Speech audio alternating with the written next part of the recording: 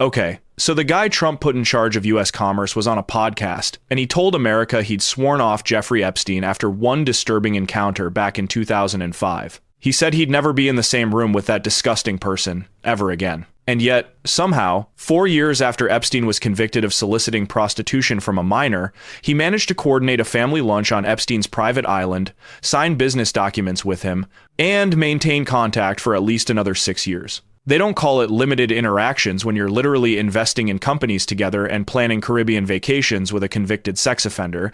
They call it lying to Congress and the American people. Today, Commerce Secretary Howard Lutnick faced questioning from Senator Chris Van Hollen at a Senate Appropriations Subcommittee hearing about his relationship with Jeffrey Epstein. This hearing comes after the Justice Department released over 3 million pages of Epstein files. Files in which Lutnick's name appears more than 250 times, and files that directly contradict everything he said on a podcast last October about cutting off all contact after 2005. What you're about to watch is Lutnick trying to minimize a relationship that included business investments, island visits, and regular correspondence, all while Epstein was a convicted sex offender. Let's watch this hearing from today, and I'll give you my take at the end. Thank you, Mr. Chairman. Secretary Lutnick, as I said in my opening statement, you led people to believe that you had cut off all contact with Jeffrey Epstein after the 2005 encounter you and your wife had in his apartment. But as I'm sure you know, the Epstein files show a very different record of interaction. Why did the Epstein files show you coordinating a meeting and planning a visit with Jeffrey Epstein on his private island in December 2012? Thank you for the question. I'm glad to be here to make it clear that I met Jeffrey Epstein when I moved to a house next door to him in New York, right? And I met him then.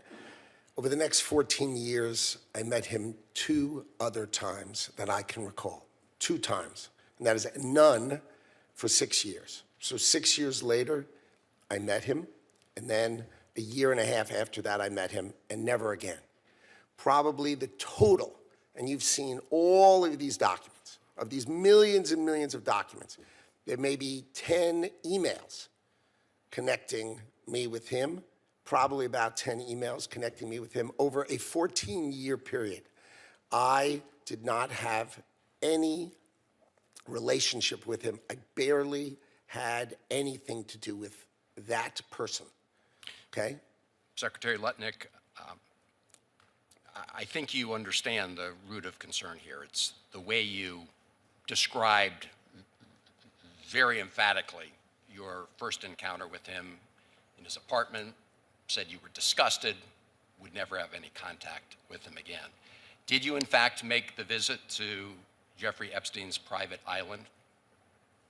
I did have lunch with him as I was on a boat going across on a family vacation. My wife was with me, as were my 4 children and nannies. I had another couple they were there as well with their children, and we had lunch on the island. That is true, for an hour, and we left with all of my children, with my nannies and my wife, all together. We were on family vacation. We were not apart. To suggest there was anything untoward about that in 2012, I don't recall why we did it, but Mr. Secretary, again, as I said, there's not an indication that you yourself engaged in any wrongdoing with Jeffrey Epstein. It's the fact that you believe that you misled the country and the Congress based on your earlier statements, suggesting that you'd cut off all contact when in fact you had not. When you visited the private island, did you see anything inappropriate during that visit? the only thing I saw with my wife and my children and the other couple and their children was staff who worked for Mr. Epstein on that island. And you realize that, you know, this visit took place after he'd been convicted, right? I mean, you made a very big point of saying that you sensed that this was a bad person in 2005. And then, of course, in 2008, he was convicted of soliciting prostitution of a minor. And yet you went and had this trip and other interactions. Did you have a dinner in Epstein's New York City home in 2011? No. So the information that suggests that there was a dinner with Woody Allen and Woody Allen's spouse at the Epstein residence, there's nothing to that, is that right? I actually don't know what you're referring to. There was, look, I looked through the millions of documents for my name, just like everybody else. And what I found was there was a document that says that I had a meeting with him in May, I think, for an hour at 5 o'clock. Okay. Not dinner or otherwise, for an hour at 5 o'clock. All right. There's also a reference to the fact that Epstein had expressed an interest in meeting your nanny. Do you know whether Jeffrey Epstein ever met with your nanny? No, I saw that. I had no idea what that was about. It had nothing to do with me, No as far as I know. with him on that. No, as far as I know, no. Would you, Mr. Secretary, be willing to ensure that the file is complete to share with this committee and the Congress your own records, any records you have that relate to Jeffrey Epstein? I will surely talk about that. I hadn't thought about that. I have nothing to hide, absolutely nothing. All right, well, thank you, Mr. Chairman. Again, I do think this goes right to the heart of the question of credibility based on the Secretary's earlier statements. I hope to pursue some of the other issues in front of the hearing as we go on. Thank you. Senator Kennedy. Thank you, Mr. Chairman. Thank you, Mr. Secretary, for being.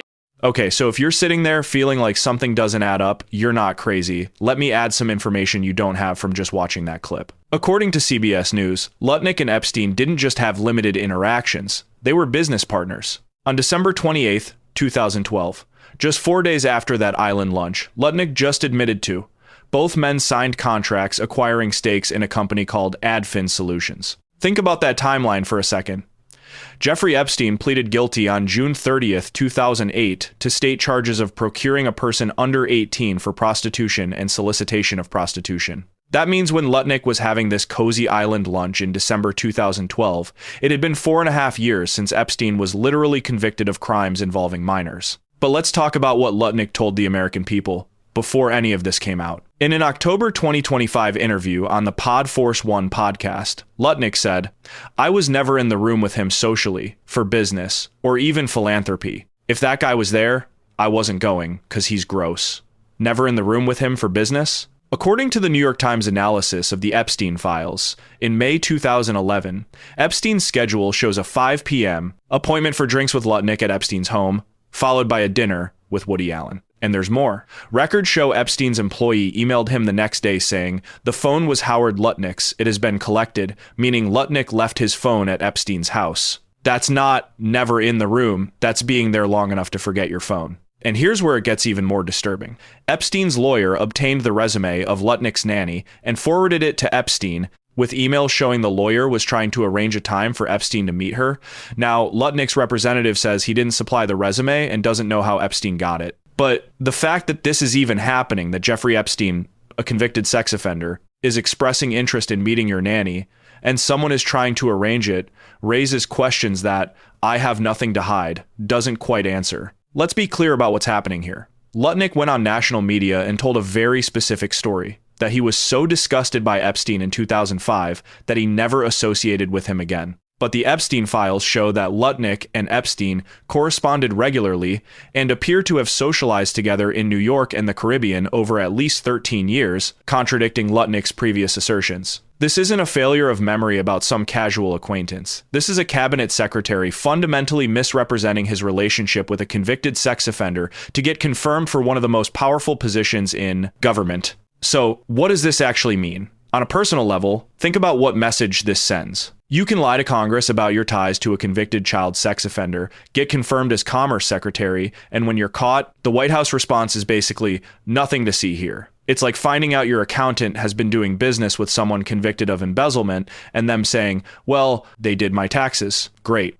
As of Monday, bipartisan lawmakers, including Republican Rep. Thomas Massie, who co-authored the law compelling release of the Epstein files, and Democratic Senators Adam Schiff and Robert Garcia have called for Lutnick's resignation. But here's the institutional crisis. Little Street James is described by Epstein's victims as a site where he sexually assaulted them and offered them to some of his visitors. Now, there's no evidence Lutnick engaged in any criminal conduct, but he visited that island in 2012 after the world knew what Epstein was. And then he lied about it. The question isn't just about Lutnick's judgment 4 years after Epstein's conviction. It's about his judgment right now, standing before Congress, minimizing everything. And for what? To protect a business relationship? To avoid admitting he maintained ties with Epstein when it was politically and morally indefensible? The files show correspondence relating to their AdFin investment continued until at least 2014. That's 6 years after Epstein's conviction. 6 years of maintaining a professional relationship with someone he claimed to find so disgusting he couldn't be in the same room. If the relationship wasn't inappropriate, why lie about it? During Tuesday's hearing, Lutnick insisted he barely had anything to do with that person and said there were only 10 emails connecting them over 14 years. But the New York Times found Lutnick's name appeared in more than 250 documents in the Epstein files. 10 emails, 250 documents. Those numbers don't match, which, for a guy whose job is literally overseeing American commerce, is not a great look on the basic math front. This isn't about whether Lutnick committed crimes with Epstein. There's no evidence he did. This is about whether someone who fundamentally misrepresented his relationship with a convicted sex offender to Congress and the American people should be running the Commerce Department. And the fact that we even have to ask that question tells you everything about where we are right now. The White House is standing by him. Lutnick says he has nothing to hide. But when your defense requires parsing what never be in the room with him again really means, you've already lost the argument. If you found this breakdown helpful, make sure to comment below with your thoughts and join the conversation. Don't forget to like and share this video so more people can see the truth and stay informed. Click the bell icon and subscribe to the channel so you never miss future updates and deep dives like this. Thanks for watching and for supporting independent coverage. It really makes a difference. Thanks for watching. Bye.